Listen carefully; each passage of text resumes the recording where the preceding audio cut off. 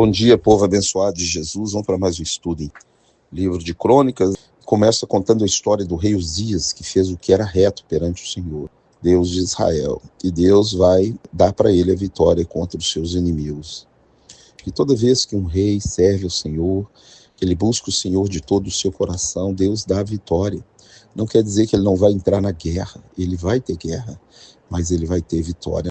Ele começa fazendo tudo aquilo que é certo, tudo aquilo que é puro, tudo aquilo que é de acordo com a lei do Senhor. Deus volta, Deus dá a vitória, Deus dá as estratégias, fortifica o reinado desses reis que buscam a ele de todo o seu coração. Então, no verso 4 fala que ele fez tudo o que era reto perante o Senhor, né, como tinha feito o seu pai. E no verso 7 vem a consequência: Deus os ajudou na guerra, né, e ele venceu os inimigos. E no verso 11 diz que ele tinha um exército de homens de guerra. E no verso 14 diz que ele equipou o seu exército, preparou o seu exército, criou novas armas, novas táticas de guerra para o seu exército, ou seja, um rei inteligente. E eu quero dizer que hoje, se você é uma pessoa inteligente, você prepara os seus filhos, prepara os seus filhos para a faculdade, prepara os seus filhos para esse mundo tenebroso, prepara para a guerra, prepara para escutar o seu general, seja uma pessoa santa, leia a Bíblia todos os dias para escutar as estratégias daquele que é o seu general, Cristo. Uma guerra contra inimigos invisíveis que você não vê, mas que é travada 24 horas. Uma guerra do qual o inimigo tenta destruir a sua família. Não quer dizer porque esse rei era bom, ele tinha Deus com ele, que ele não ia entrar em guerra, mas ele se preparou para entrar na guerra e ouvir as estratégias do general, ou seja, faça aquilo que a palavra de Deus diz, obedeça, escute as estratégias e pode entrar na guerra, porque a vitória é certa. E aí no verso 16 vem um problema. Enquanto a pessoa acha que está fraca, quando a pessoa tem algum problema, ela busca Deus de todo o seu coração. Mas quando ele tem um pouco de paz, ele exalta o coração, né? Esse homem ficou poderoso, ficou rico, tinha um grande exército, e agora ele exaltou o coração dele diante de Deus. Isso vai preceder a ruína, e o que ele vai fazer agora é gravíssimo. Deus instituiu uma tribo em Israel para servi-lo no santuário, e essa tribo, somente ela tinha o encargo de servir o Senhor, e havia uma função do sacerdote, que era queimar incenso diante do Senhor. Agora o rei cismou de ser sacerdote, cismou de queimar incenso, cismou de entrar na casa do Senhor, que era vetado para ele, que era só para os levitas, porque ele era rei, exaltou o seu coração, entrou lá na marra e pegou o incensário, e os sacerdotes entraram atrás dele e falaram: não faça isso, por que você está fazendo isso que é errado diante do Senhor? E ele foi fazer e brotou uma lepra na testa dele. Olha só. A arrogância, né? A soberba precede a ruína, e a altivez de espírito a queda. Um homem que era para ter uma história toda bonita, toda certa, toda perfeita, buscou o Senhor, que preparou um exército para o Senhor, cometeu um erro grave e a lepra brotou na testa dele. Foi tirado da casa e ele mesmo quis sair quando ele viu que o Senhor o havia punido. E agora ele vai passar o reinado, o resto do reinado dele, morando numa casa fora do palácio, porque a lepra é contagiosa e o filho dele, Jotão, vai reinar junto com ele até a morte dele.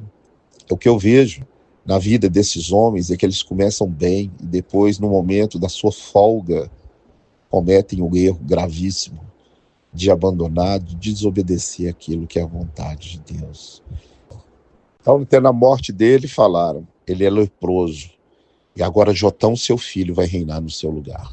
Esse aí fala que ele fez o que era bom, fez o que era reto diante do Senhor, Jotão, mas não entrou no templo para queimar incenso. Aprendeu a lição. No verso 6 diz que ele foi ficando poderoso, porque seguia os caminhos do Senhor, obedecia à vontade de Deus e fazia tudo conforme o Senhor havia mandado.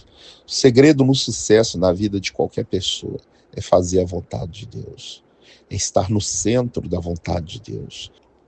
Então, ficou no centro da vontade de Deus, e no verso 9 diz que ele descansou e foi enterrado no sepulcro dos reis de Judá. Descansou.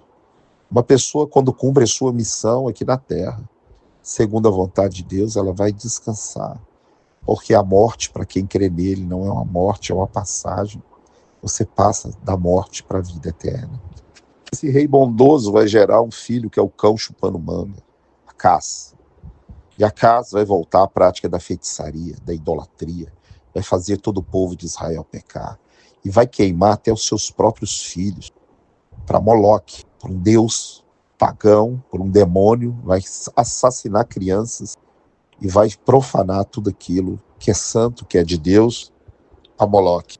Por causa disso, os sírios vão entrar em Judá e vão atacar, e vão matar, e vão levar cativo o povo de Judá. E agora esse homem abriu uma brecha e os inimigos vão entrar e vão levar cativo, e vão matar, e vão assassinar. E esse rei, em vez dele arrepender e voltar para o Senhor, ele vai piorar a situação dele e do povo.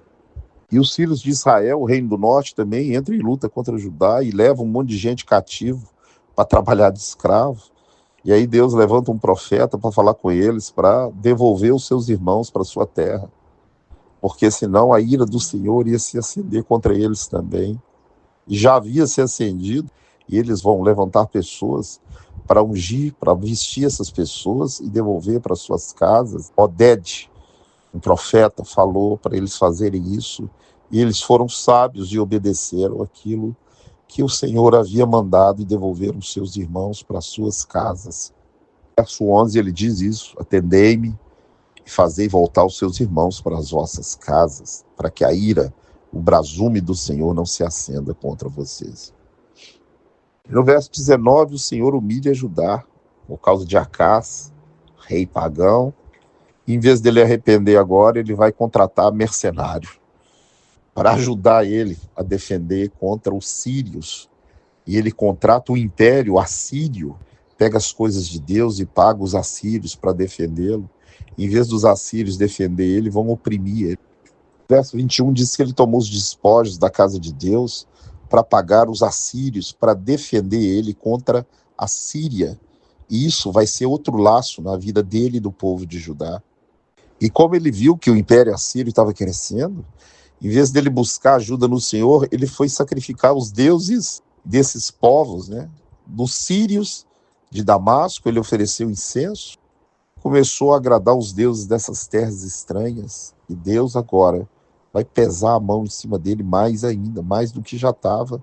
A derrota vai duplicar na vida desse homem e na vida do povo de Judá.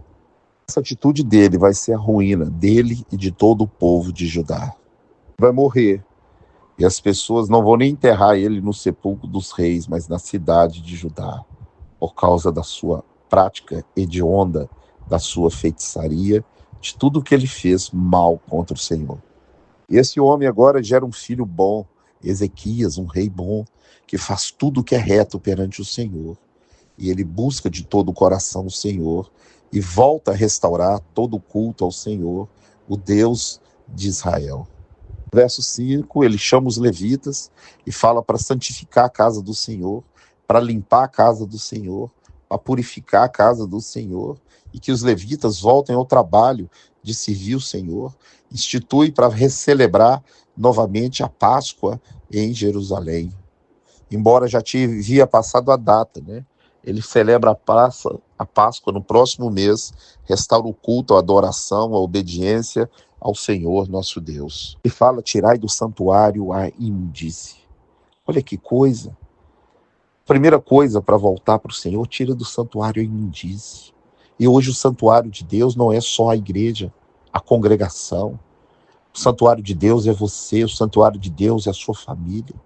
Escute o que esse rei falou: tira a imundície, restaura o santuário de Deus. Você tem que tirar da sua vida a imundície.